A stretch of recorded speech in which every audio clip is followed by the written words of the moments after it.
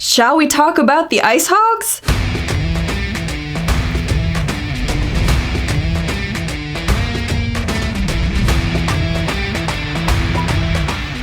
Welcome to From Center Ice. My name is Courtney and I'm back with hockey videos. I am going to kick that off with a video about the Rockford IceHogs. They played 2 games this weekend against the Grand Rapids Griffins. So I'm going to talk about how those 2 games went, and then I have an update for how the team as a whole is doing, and then we'll talk about their next matchup. So let's start with the 2 games that the Piggies played this weekend. Like I said, both of them were against Grand Rapids. Both of them were in Grand Rapids, and they were back-to-back games Friday and Saturday night. And they couldn't have been more different. The only thing that was similar between the 2 games were the 2 starting goaltenders started back-to-back nights, and the Grand Rapids Griffins scored first in both games. And that is it. So let's talk about the scoring. 5 minutes and 19 seconds into the first period, like I said, Grand Rapids got on the board first. It was on the power play. Kyle Morris got the Grand Rapids Griffins on the board, and what are you gonna do? Somebody's gotta score first. This time it was Grand Rapids. But that was the only goal scored in that period, and it was the only goal that was scored by the Grand Rapids Griffins all night long. Then we go to the second period, where 6 minutes and 20 seconds into said period, on the power play,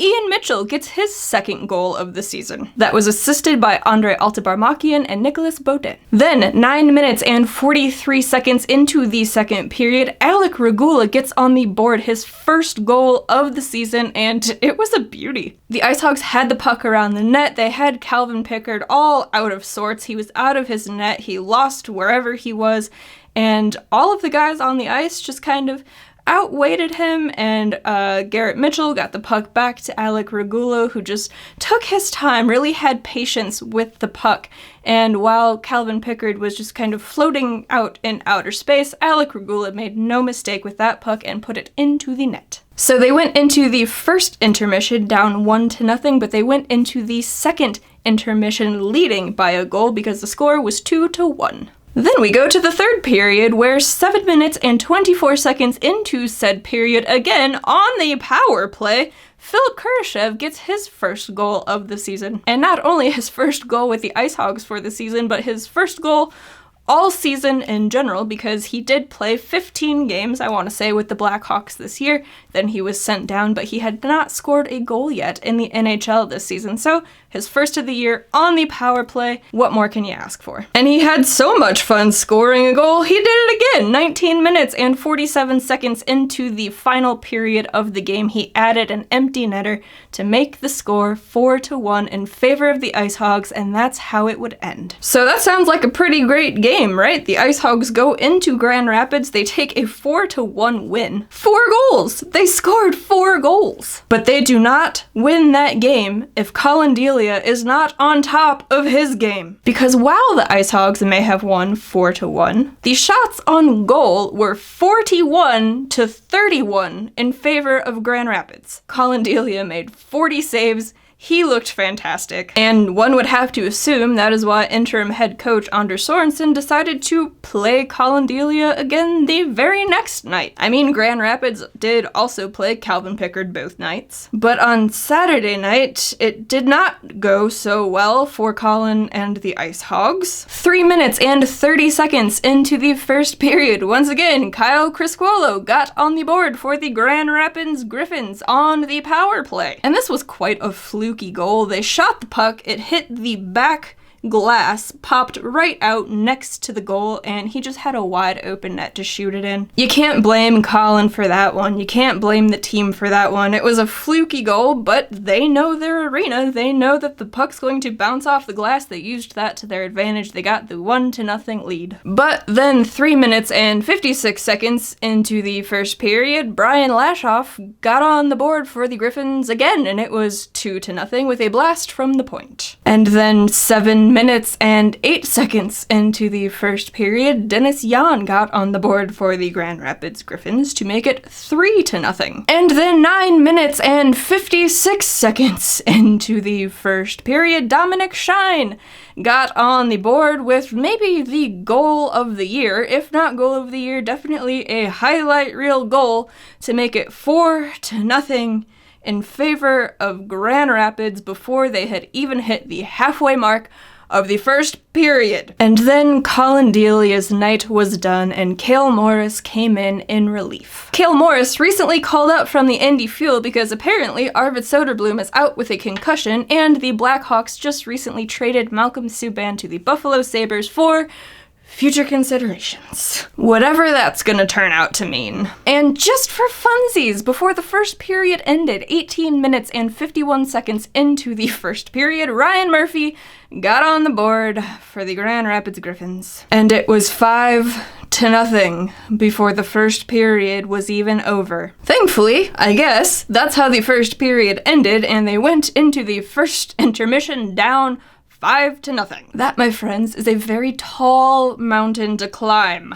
But they tried. 5 minutes and 32 seconds into the second period, Carson Gosevich got his second goal of the season to make it 5-1. That goal was assisted by Philip Kurashev, his first assist being back down with the IceHogs, and Isaac Phillips. 18 minutes and 20 seconds into the second period, Alexander Nylander added a goal to make it 5-2. That was his 7th goal of the season, and it was assisted by Andrei Altabarmakian and Chad Chris. So 5-2, not ideal, definitely still a very high mountain to climb, but it seems a little bit more manageable than 5-0. Well, again, just for funsies, 19 minutes and 25 seconds into the second period, Jonathan Berggren got on the board for the Grand Rapids Griffins. If you are still keeping count, that made it 6-2. And there were no goals scored in the third period, so that's how the game ended. If you are looking for a silver lining, the IceHogs tried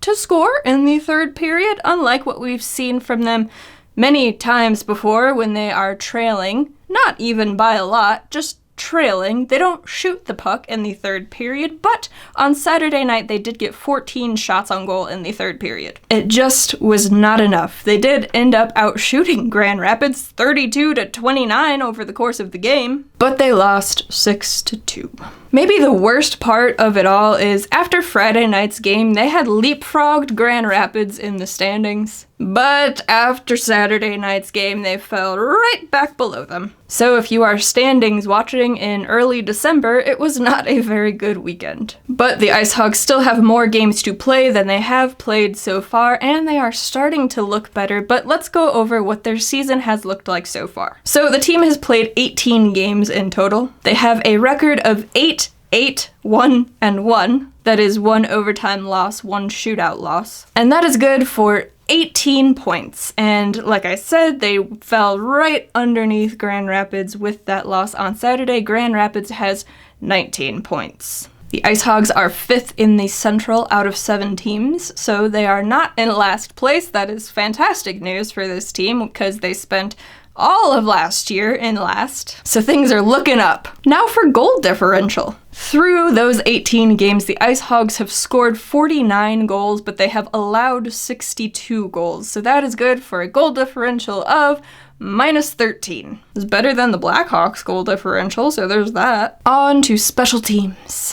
On the power play, the IceHogs have converted on 11 power play chances out of 61. That is good for 18%, and that puts them in 4th place in the Central Division, again, out of 7 teams. And they've allowed 3 shorthanded goals against, but we'll just ignore those. But 4th out of 7 in the Central on the power play, that's definitely good news, especially for this IceHogs team where last year they could not buy a goal on the power play unless Brandon Peary was allowed to play, which didn't happen often for whatever reason. The penalty kill, not so hot. The effectiveness of the IceHogs penalty kill is sitting at 79%. They've been shorthanded 62 times. They have killed off 49 of those. But that is only good for 6th out of 7 in the Central Division. But much like the 3 shorthanded goals against they've allowed, they have scored 3 shorthanded goals. So there are positives. Now, how about the scoring leaders on the Rockford IceHogs? At number 1, we have Lukas Reichel. In 15 games played, he has 7 goals and 5 assists for 12 points. Next up is Brett Connolly. In 14 games, he has 5 goals and 6 assists for 11 points. Number 3 is Alexander Nylander. He has played in all 18 games and he has 7 goals and 2 assists for 9 points. Number 4, and trending upward as of late, Evan Barrett. In 15 games, he has 5 goals and 4 assists for 9 points. Number 5, Dylan McLaughlin. In 15 games, he has 2 goals and 7 assists for 9 points. Next up at number 6 is Josiah Slaven. In 15 games played with the IceHogs, Josiah Slaven has 4 goals and 4 assists for 8 points. Number 7, Isaac Phillips. In 12 games played, he has 2 goals and 5 assists for 7 points. Number 8, Ian Mitchell. In 15 games played, he has 2 goals and 5 assists for 7 points. Number 9, Carson Gosevich. In 13 games, he has 2 goals and 4 assists for 6 points. And number 10, DJ Busdecker. In 13 games, he has 1 goal and 5 assists for 6 points. Now, those are the top 10, but I did write down some other guys that I know at least Blackhawks fans are interested in hearing about, so here are those guys. Defenseman Jakub Galvez. He's played 18 games for the Rockford IceHogs and has 1 goal and 5 assists for 6 points. Next up,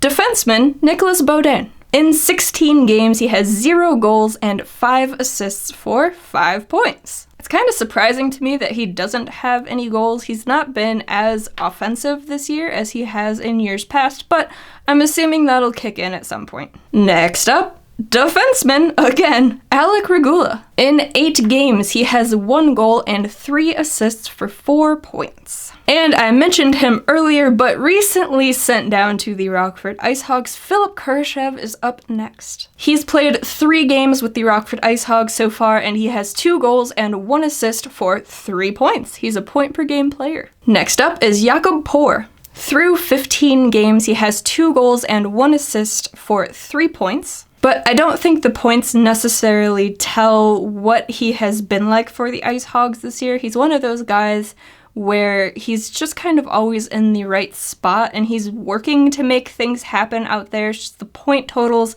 aren't really racking up for him, but he's been a very intriguing player so far, and it's his first year with the IceHogs, still trying to get his feet under him a bit, but he's a player to watch out for, definitely. Next up, another defenseman who has spent time with both the Rockford IceHogs and the Chicago Blackhawks, Wyatt Kalnick, who was also just recently sent back down to Rockford. This season, he has played 4 games with the Rockford IceHogs and has 1 goal and 2 assists for 3 points. And last but not least, Michael Tepley. He's played 13 games with the IceHogs this season, and according to AHL.com, or theAHL.com, he has 0 points, but I felt like he scored a goal in one of the last few games, but then I couldn't find it.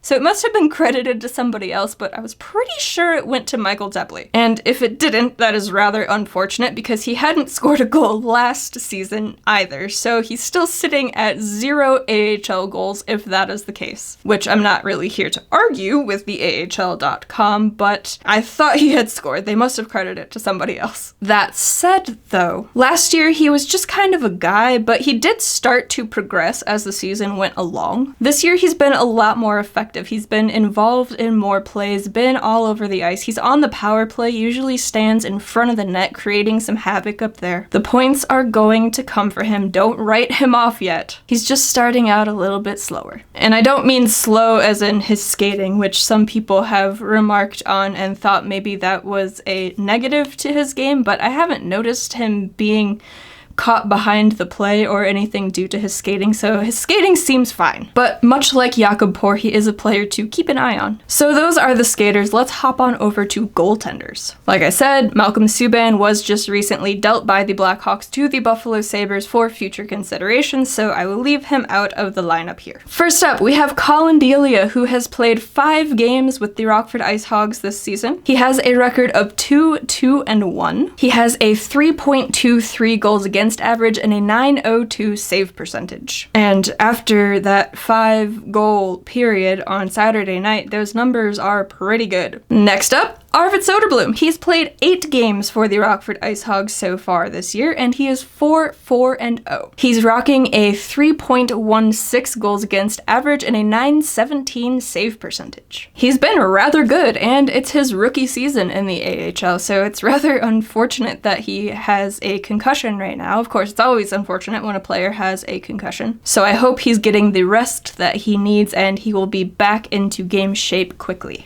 Mostly for his own health, but I would like to see him get back in the net as well. Last but not least, like I said, recently called up from the Indy Fuel, we have Kale Morris. He has only appeared in 1 game, which was a relief performance, that being on Saturday after the IceHogs had given up 4 goals in the first period, and then they did score another one on him, unfortunately. So he's got a 2.41 goals against average and an .895 save percentage, but that's not even in 1 full game so far. And now for the unfortunate part, going back to the scoring leaders for the Rockford IceHogs, most of them aren't in the lineup right now. 2 of them because they have been called up to the Blackhawks in Josiah Slaven and Ian Mitchell. The others due to injury or COVID protocol. So Dylan McLaughlin is in COVID protocol. Lucas Reichel, Jakob Galvez, and Arvid Sodabloom are out with concussions. Brett Connolly is out with a leg injury. Cale Howarth is out with a shoulder injury, and Michael Krudel is out with a hand injury. So things are getting pretty interesting here for the IceHogs. We certainly hope that all of these players can come back soon and that they're fully healthy. But in the meantime, they have a game on Wednesday night against the Iowa Wild. So without further ado, here are my 3 questions for Wednesday night's game against Iowa. Question 1. Can the IceHogs finally beat the Iowa Wild? They have played them 3 times so far this season, and Iowa's taken it to them pretty good each time. The first game was a 6-3 loss.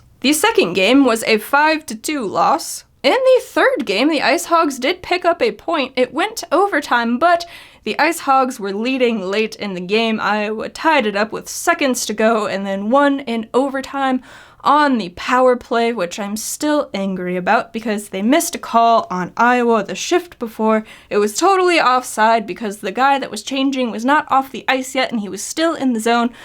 But they still said it was a good goal, and the IceHogs lost that one because of it. Clearly, I'm totally fine over it. The IceHogs also had a pretty tough time with Iowa last season, so it would be really nice if they could grab a win on Wednesday night. Question 2. Will the IceHogs start the game on time? So more often than not this season, the IceHogs have been scored on first. What else is new? But this question especially stems from Saturday night's game where they allowed 5 goals in the first period. Can the IceHogs come out, start the game on time, and maybe score first, or maybe just not give up 5 goals in 1 period to start the game? That would be nice. Question 3. Can the IceHogs build momentum with their special teams? So the penalty kill has been very up and down, mostly down, being 6th in the Central out of 7 teams. Their power play has also been up and down, but more up than the penalty kill. But they get into these streaks where they just won't shoot the puck on the power play, no matter what. So, can they shoot the puck on the power play? I'm not even asking that they necessarily score a goal, but can they play well, have good possession, shoot the puck, and grab momentum from the power play? That would be fantastic. And on the penalty kill, don't get scored on. Asking for a lot here, I know, but it's going to be very important if they want to beat Iowa to have a good special teams outing. So those are my 3 questions for Wednesday night's game against the Iowa Wild. If you have been following the IceHogs this season, how are you feeling about the team? Please let me know down in the comments. Otherwise, if you would like to hear more from me or from Center Ice, you can head on over to FromCenterIce.com, find the links to all of the places you can find us over there. If you are more of a social media person, all the links to those platforms are down in the description for you. All of that being said, thank you guys so very much for tuning in. I greatly appreciate it. If you're not subscribed to this channel yet, go ahead and do that. Give this video a like because that would make me very happy. And I will catch you all in the next one. Bye guys.